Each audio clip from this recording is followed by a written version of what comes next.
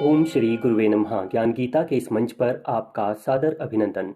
अधिक मास क्या होता है? इस मास को मल मास यानी के सभी माह से निम्न क्यों समझा गया? श्रेष्ठ कार्यों के लिए क्यों अनुपयुक्त माना गया?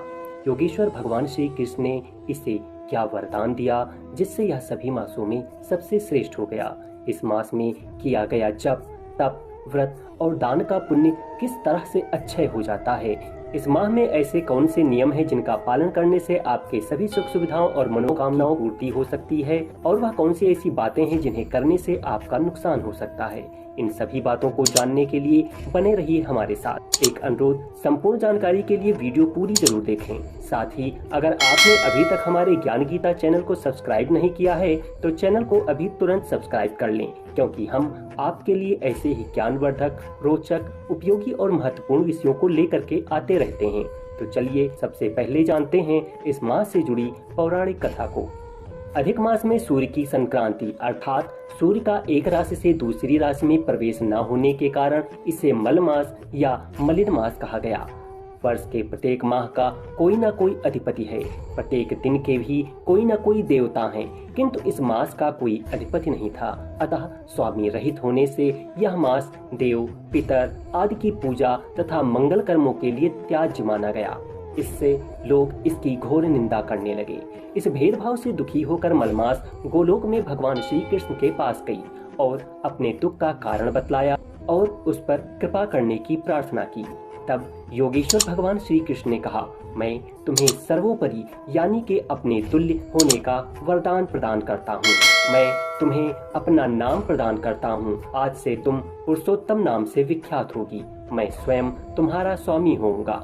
इस तरह से भगवान श्री कृष्ण ने मलमास पर कृपा करके सद्गुण, कीर्ति, प्रभाव, षडैश्वर्य, पराक्रम, भक्तों को वरदान देने का सामर्थ्य आदि जितने भी गुण हैं उन सब को इस मास को सौंप दिया। अहमेते यथा लोके प्रथितः पुरुषोत्तमः तथायमपि लोकेषु प्रथितः पुरुषोत्तमः।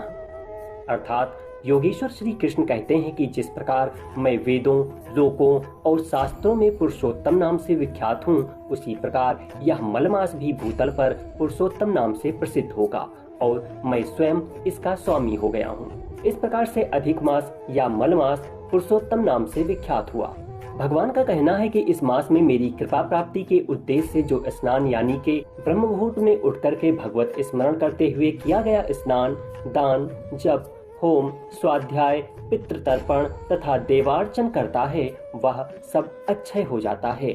जो प्रमाद और आलस्य में इस माह को खाली बिता देता है, उनका जीवन मनुष्यलोक में दारिद्र्य, पुत्र शोक तथा पाप के कीचड़ से निंदित हो जाता है। इसमें कोई संदेह नहीं है। अब जानते हैं इस माह में कैसे करें प्रभु को प्रसन्न। इस मास में सुगंधित चंदन, दीप आदि से लक्ष्मी सहित सनातन भगवान तथा पितामह भीष्म का पूजन करें। घंटा, मृदंग और शंख की ध्वनि के साथ कपूर और चंदन से आरती करें। ये ना हो सके तो रुई की बत्ती से ही आरती कर लें। इससे अनंत फल की प्राप्ति होती है। चंदन, अक्षत और पुष्पों के साथ तांबे के पात्र में पानी रखकर भक्ति से प्रातः पूजन के पहले या बाद में अर्घ्य दें। अब जानते हैं पुरुषोत्तम मास के चमत्कारिक लाभ को। पुरुषोत्तम मास का व्रत दारिद्र, पुत्र शोक और वैधव्य का नाशक है। इसके व्रत से ब्रह्म हत्या आदि सब पाप भी नष्ट हो जाते हैं।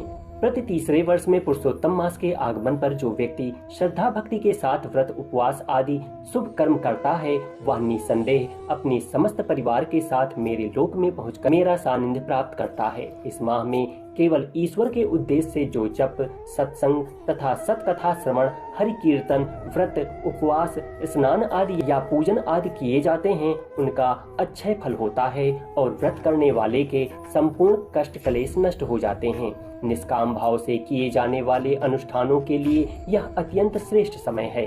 देवी भागवत के अनुसार यदि दान आदि का सामर्थ्य न हो तो संतों, महापुरुषों की सेवा भी सर्वोत्तम है। इससे तीर्थ स्नान आदि के समान फल प्राप्त होता है। इस मास में प्रातः स्नान, दान, तप, नियम, धर्म, पुण्य कर्म, व्रत, उपासना तथा निस्वार्थ नाम जप, गुरु मंत्र जप का अधिक महत्व है।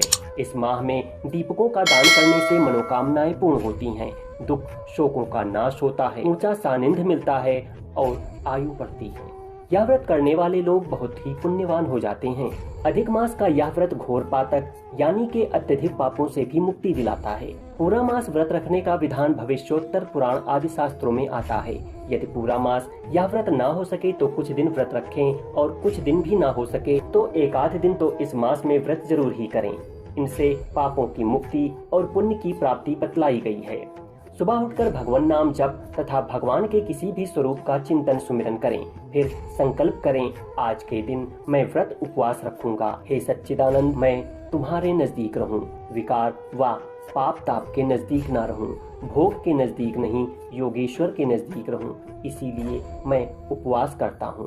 फिर नहा धोकर भगवान का पूजन करें, यथाशक्ति दान पुण्य करें और भगवान नाम जप करें। सादा भोजन या फलाहार आदि करें। माना जाता है कि 10,000 वर्ष गंगा स्नान करने से अथवा 12 वर्ष में आने वाले सिंहस्थ कुंभ में स्नान से जो पुण्य प्राप्त होता है वही पुण्य पुरुषोत्तम मास में प्रातः काल स्नान करने से हो जाता है। अब जान लेते हैं पुरुषोत्तम मास में क्या करें और क्या ना करें। आंवला और तिल के उपटन से स्नान पुण्यदायी, आस्तिप्रद और प्रसन्नता वर्धक है। आंवले के पेड़ के नीचे बैठकर भोजन करना अधिक प्रसन्नता और स्वास्थ्य देता है। भगवान नाम जप, कीर्तन, भगवत स्मरण, ध्यान, दान, स्नान आदि तथा पुत्र जन्म के कृत्य, पितृ मरण के श्राद्ध एवं गर्भाधान पुंसवन जैसे संस्कार किए जा सकते हैं। दीपक दान से मनोकामनाएं पूर्ण होती हैं, दुख शोकों का नाश होता है, वंशदीप बढ़ता है, ऊंचा सानिध्य मिलता है एवं आयु की बढ़ोतरी होती है। गीता के 15वें अध्याय का अर्थ सहित प्रेम पूर्वक पाठ करना और गायों को घास व दाना दान करना चाहिए। देवी भागवत के अनुसार यदि दान आदि का सामर्थ्य न हो तो संतों महापुरुषों की सेवा, उनके दैवी कार्य में सहभागी होना सर्वोत्तम है। इससे तीर्थ स्नान, तप आदि के समान फल प्राप्त होता है। इस मास में किए गए निष्काम कर्म कई गुना विशेष फल देते हैं। भक्ति पूर्वक सद्गुरु से अध्यात्म विद्या का श्रवण करने से ब्रह्म हत्या जनित भयंकर पाप भी नष्ट हो जाते हैं तथा दिन प्रतिदिन अश्वमेध यज्ञ का फल प्राप्त होता है। निष्काम भाव से यदि श्रवण किया जाए तो जीव मुक्त हो जाता है। भूमि पर चटाई, कंबल, चादर आदि बिछाकर शयन करना, पलाश की पत्तल पर भोजन करने और ब्रह्मचर्य व्रत का पालन करने वाले की पापनाशनी ऊर्जा बढ़ती है तथा व्यक्तित्व में निखार आता है। अब जानते हैं अधिक मास में क्या ना करें। पुरुषोत्तम मास व चातुर्मास में नीच कर्मों यानी कि चोरी, बेईमानी, झूठ, फरेब, आलस्य इत्यादि का त्याग कर देना चाहिए। इस मास में विवाह एवं सकाम कर्म एवं सकाम व्रत वर्जित है, अतः कर्म संसारी कामनाओं के लिए नहीं, ईश्वर के लिए करना चाहिए। इस मास में मकान, दुकान नहीं बनाए जाते तथा पोखरे, बावड़ी, तालाब आदि भी नहीं खुदवाए जाते हैं। तो यह थी मलमास, पुरुषोत्तम मास और अधिक मास से जुड़ी संपूर्ण जानकारी। उम्मीद करता हूँ कि आपको यह वीडियो जरूर अच्छी लगी होगी। अगर हाँ तो वीडियो को लाइक करें और ज्यादा से ज्यादा लोगों को शेयर करें। साथ ही कमेंट में ओम श्री भगवते वासुदेवाय नमः जरूर लिखें। अगर आप इस वीडियो को यूट्यूब पर देख रहे हैं तो चैनल को सब्सक्राइब कर लें और अगर फेसबुक पर देख रहे हैं तो पेज को फॉलो जरूर करें। शीघ्र मिलेंगे एक नई वीडियो में कुछ नई जानकारी के साथ। तब तक मैं विवेक कुमार श्रीवास्तव आपसे विदा चाहूँगा। धन्यवाद।